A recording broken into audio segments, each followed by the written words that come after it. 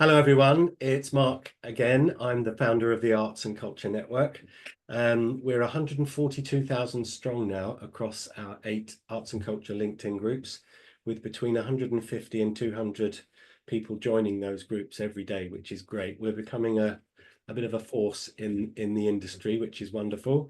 But this is the best part of the job for me. This is where I get to introduce you to one of our full members.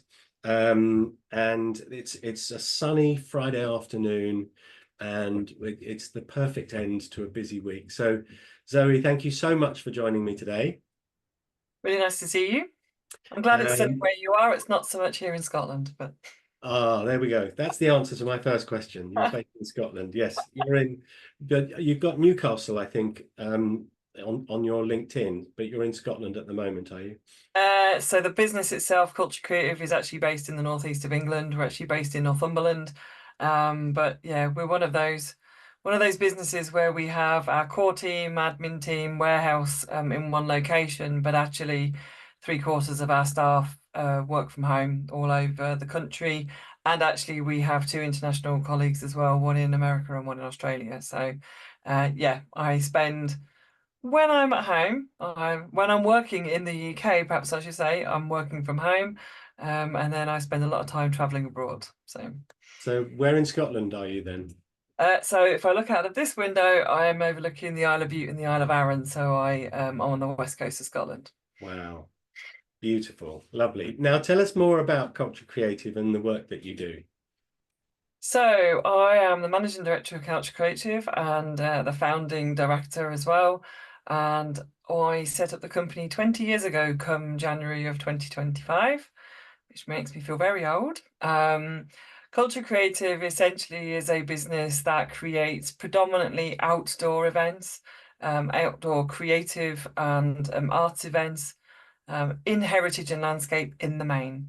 We do a few other things around major logistics, but predominantly a lot of our work is working in gardens, parks, old houses, palaces, in various places. So yes, I'm afraid I have a really awful job of spending most of my time wandering around Royal Botanical Gardens, Grade 1 listed gardens and World Heritage sites, for which I don't apologise at all.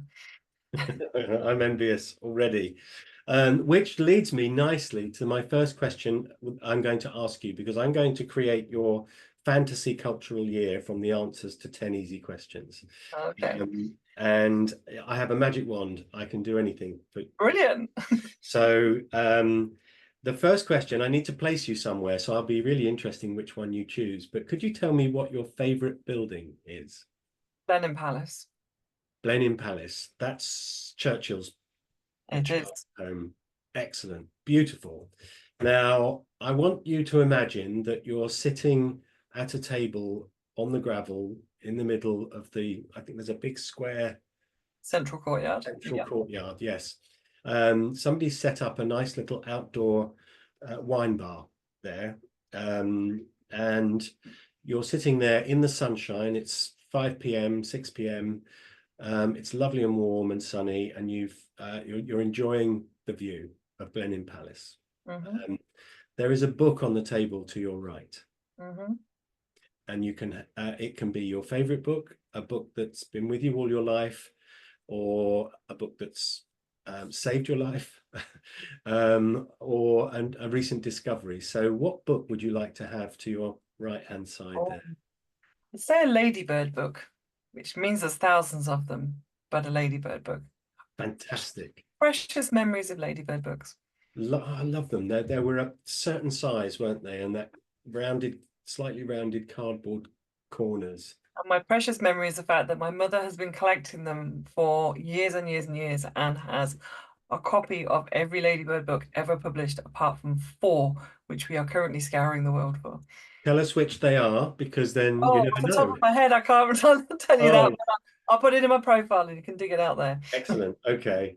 Yes. But if you or anyone you know watching is a collector of ladybird books, who might have more than one of the four that's missing, then please get in touch with Zoe. Excellent. Okay. And on the left there is a drink. The sun is more or less over the yardarm, should you wish. Always, What would be your tipple? always, always gin and tonic. A nice, cool gin and tonic, Yeah, right? preferably from a Scottish distillery. Or Okay, a Scottish, yeah, I love that. Scottish gin and tonic. in fact, Excellent. actually, Curran, if you want the brand, if I'm going to make this really easy for you. Is that Curran? Carroon. Oh, Caroon. Right. Okay. So a plug for a local distillery. You're not the managing director for nothing, are you? No. Fantastic. That's fantastic. Okay, now I do a marketing degree, so it's fine. now you're feeling quite pleased with yourself because you've just come from a meeting inside Blenheim Palace with a wealthy British family foundation who um, like to support and finance research into the cultures of other countries. Okay. They've got wind of you and the work that you do, and they've been particularly impressed. And they've invited you to take a sabbatical for a year with a generous fee, all expenses paid, first class all the way, to study the culture, the approach to arts and culture in a different country, to report back what you've learnt. It's not very onerous. The meeting when you get back will be half an hour conversation, informal over coffee at Blenheim Palace. You will be getting a TV deal out of this, and a book deal out of this. Okay. Does it sound like fun already? That's already. Yeah. Oh, excuse me. All you have to do is decide which country you're going to base yourself in for 12 months to do that. Japan. Nice. Excellent. Any particular city that you'd like to be in? Most of them, if I've got a year, I think I'd have to understand the variances between provinces. I think that would be the best part of the research. Well, because they use the same letters, we'll give you Tokyo and Kyoto. Okay. Excellent. Now you're on the plane. You Mm, turned left when you got on the plane, by the way. always.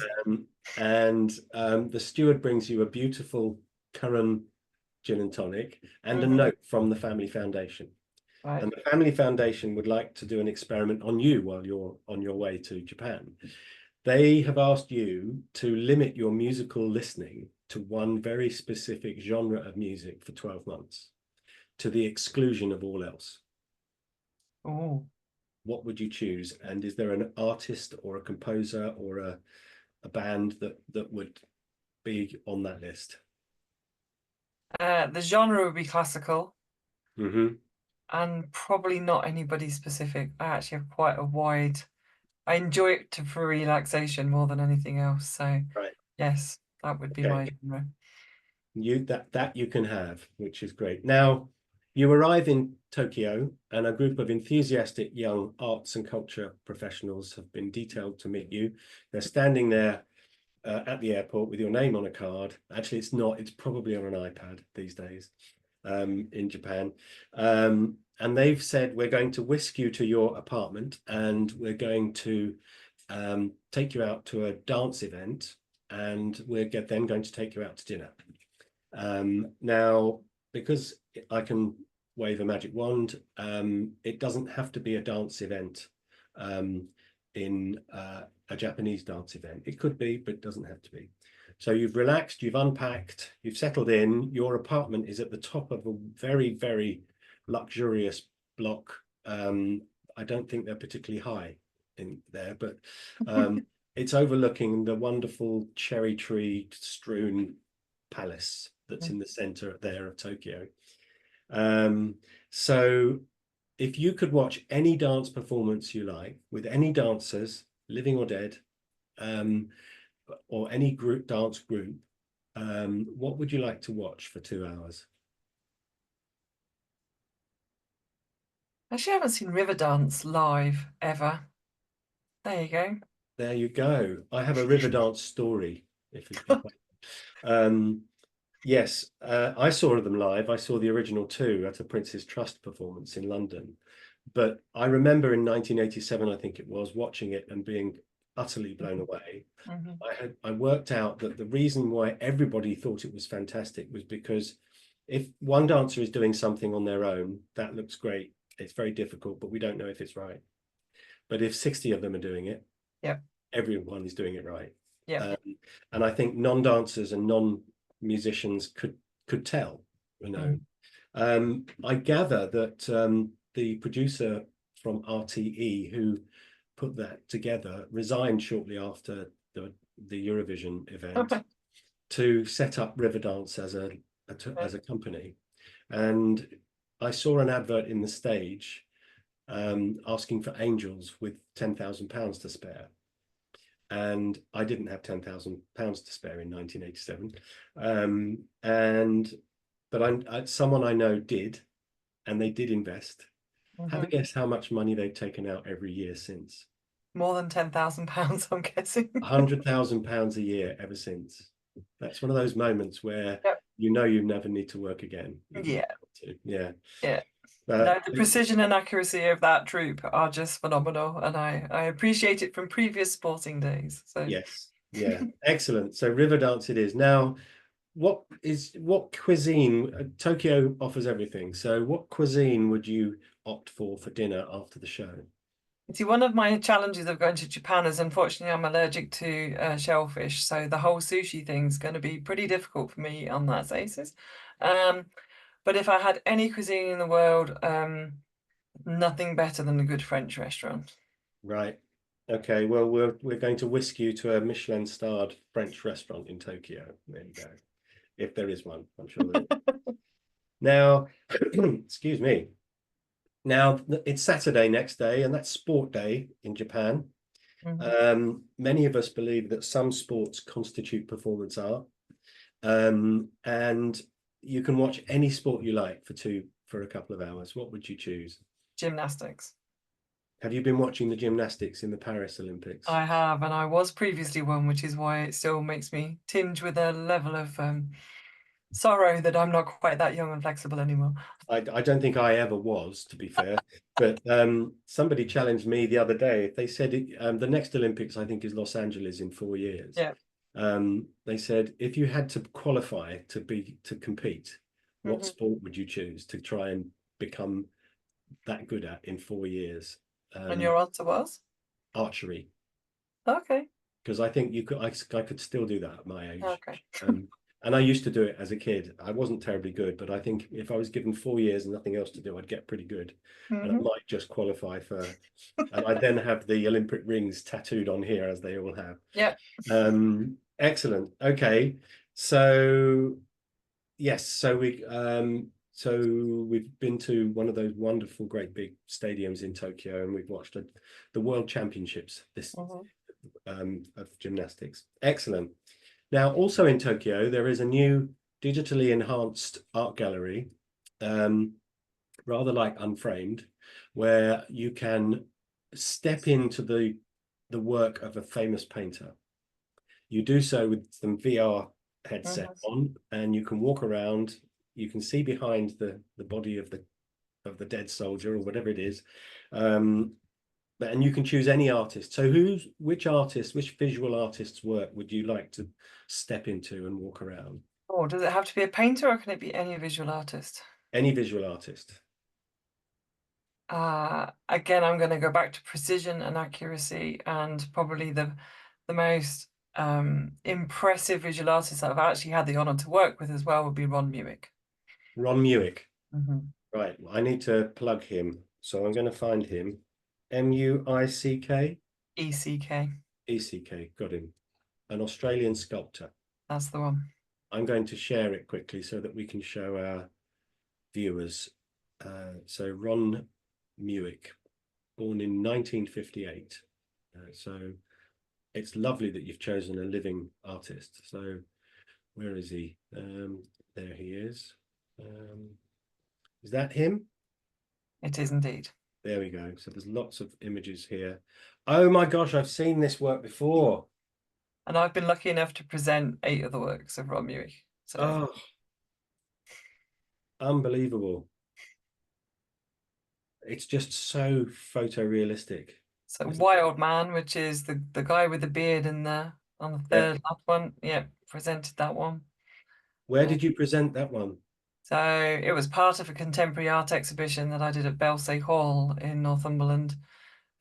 Gold Is it back. large? Is it over outside? He is 10, 12 foot tall, something like that. Oh my Lord. He's one of the big ones, and if you can find couple on there somewhere as well, they are the very small the spooning couple. So the second line down, the couple that's spooning together, yeah, they're only approximately a foot in length. Really? Yeah, And those ones are clearly bigger. oversized. Yeah. Oh, that's just nuts. Wonderful, wonderful, excellent. Right. So yes, where's my list gone? Over there. Excellent. So you can step in and walk around, and perhaps visit his studio as well, and be there while it happens. Excellent. Now, I've flown out to spend a week with you, and we're going to go out and do something different every evening for Monday, Tuesday, Wednesday, Thursday, Friday. Okay. On Monday night, we're going to a pop or rock concert. On Tuesday night, we're going to a play. On Wednesday night, we're going to a musical. And on Thursday, we're going to the opera. And Friday, we're going to the movies. So you get to choose what I get to enjoy. So pop and rock. Pop and rock. Well, I'd like to pick up the ABBA Voyage that's currently in London and take that to Tokyo, if that's all right, please. If this is Utopia. It is Utopia, cultural utopia. Thank you for that. There we go. I love that. That's got a blog post written all over it. That has. I'll credit you. Yeah, I gather that they can dismantle it and move it. Oh yeah, I mean it was only supposed to be there for 6 months. I think it's there for a while yet. They've not started selling tickets yet, let's be honest. Once every Londoner has been, they'll move it to Manchester. So exactly. Genius way of making a lot of money while staying at home. I think there's a few more of those where that came from. Yeah, yes. Okay, so we'll go to ABBA Voyage in Tokyo. Perfect. What about a play? Oh, I know it's theatre's not my realm, and I've not been to theatre for a very long time. My mother's always said I need to go and see the Mousetrap, and I've never been to see the Mousetrap. So there you go. You should take me somewhere that I've never been. There we go. It's probably been running for 70 years in London. Absolutely, which is why my mother's the one telling me I should be going. Yes. And what I can't quite fathom is if a play has been running in London for 70 years, how have I avoided knowing who did it? Because you get invited to the openings and the launches, not the things that have been running for 70 years. That's true. Excellent. Okay, I'll enjoy that. And what about a musical on Wednesday evening? Oh, Something Broadway or yeah. West End. Oh, Chicago. Nice. Okay. I think there's been a revival recently, hasn't there? There has. Yes. Yes, it's just been rescripted. Well, we'll go to that in Excellent. Tokyo. Thank you very much. And we're going to the Opera House in Tokyo. What would you like to see?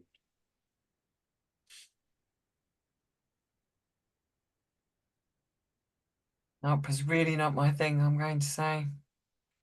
My choices are probably limited by knowledge. I could suggest my favourite to introduce that to you. Go on then. I think it would have to be Tosca, I think. Yes. I've actually seen that once. I do. Yes, I've seen that once in Glasgow, but we should go again. Absolutely. Let's go again. And I'll try not to sing in your ear sitting next to you.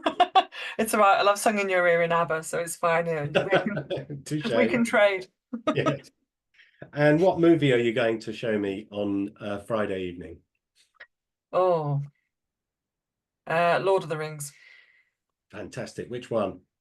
First one. Are you a fan? I'm a fan of that particular type of movie that you just can get completely lost in, and also have a member of my team who's done an awful lot of costume and set presentation for film in her past, and completely understand the detail that those kind of films go into. So for as much for its storyline as for its appreciation. Excellent. There's some lovely stories about that. I'm a huge Lord of the Rings fan. My brother played on the soundtracks when he was playing the cello in the London Right. Philharmonic Orchestra. And for my birthday, he took a picture of Howard Shaw and Peter Jackson behind the mixing booth at Abbey Road, ran it down the road to Snappy Snaps. They're not there anymore, are they? Got it printed out very quickly, brought it back, and they both signed it. Nice. So I've got that, which is lovely. I've also held Glamdring. Oh, So another friend, his partner is Ian McKellen's PA, right. and she often house sits for him in London. And Glamdring is above his fireplace. So Of course it is. yes. I have my own shelf of shame up there, but it hasn't got a glamoring on. Excellent. That's great. So that's the film. That's been a good week. Now, the next day, we're coming to the end of your introduction to Japan, and then you're going to do all of the research. So it's Hero Day. I've booked a restaurant. What I'd like you to try and do, and this is a new one for us. I'd like you to decide who your ideal dinner party guest would be, living or dead, and then choose someone that you think they would get on well with. Oh, crikey. So this person have to be famous, or can it just be Anyone you like, but somebody who's had a positive influence on your life, living or dead, known or not, celebrity or otherwise, family and friends included, anyone. Okay. Well, my dinner guest would be a gentleman called Dennis Bell. And Dennis Bell was the head of leisure services at my local authority in the county where I was born and brought up in Cambridgeshire, and gave me opportunities as a 16-year-old that I would not be bequeathing on a 16-year-old number of years later. Probably, well, I know he scared my mother to death in terms of the things he asked me to do, and I got on and did them with glee. I wouldn't be doing what I do now. I wouldn't be running a company with all of what we do without him having set me on a course to be where I am. He's many, many years retired. I catch up with him very occasionally. But certainly if it hadn't have been for him, I wouldn't be sat here today. That's a lovely tribute. What was his name again? Dennis Bell. Dennis Bell. Now, given that you know Dennis Bell well, who would your second guest be? Somebody who he would be doing. He would love to have a famous cricketer. I wouldn't like to presume necessarily which one, but yes, a famous cricketer of the 80s and 90s era would be heaven for Dennis. He was a huge cricket fan. So we'll give Ian Botham a ring. I say Mr. Botham was the one that was coming to mind. So There yes, we go. we'll ring Now, Mr. Botham. your third guest is somebody who you think Ian Botham would get on well with. Oh my God. Another famous cricketer. Possibly. Oh, I don't know. Who do I want to put with Ian Botham?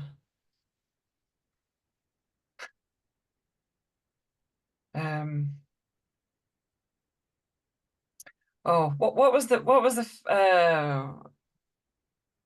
famous umpire? Dickie somebody or other. Dickie Bird. Dickie Bird. There you go. We should bring Dickie Bird because actually he was a great comedian as well, from what He I was. all of other He people. was. He was a So real you're telling us character. lots of great stories, if nothing else, probably about Ian Botham, which would be even more. Yes. Or we could have had the commentator who accidentally said the batsman's holding the His bowler's willy. balls. Something like that. Bowler's willy.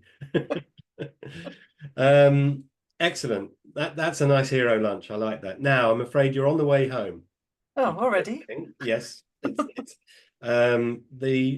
You turned left on the aeroplane. There's the gin and tonic. You've got everything you need for the book deal and the TV show that a camera crew followed you around like they do Michael Palin.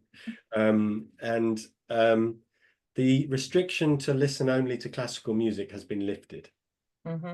What's the first piece of music you'd like to listen to that you might not have heard for a year? Oh God. I've just spent 3 days listening to Christmas music, so I'm probably not in the best mindset to answer this one sensibly.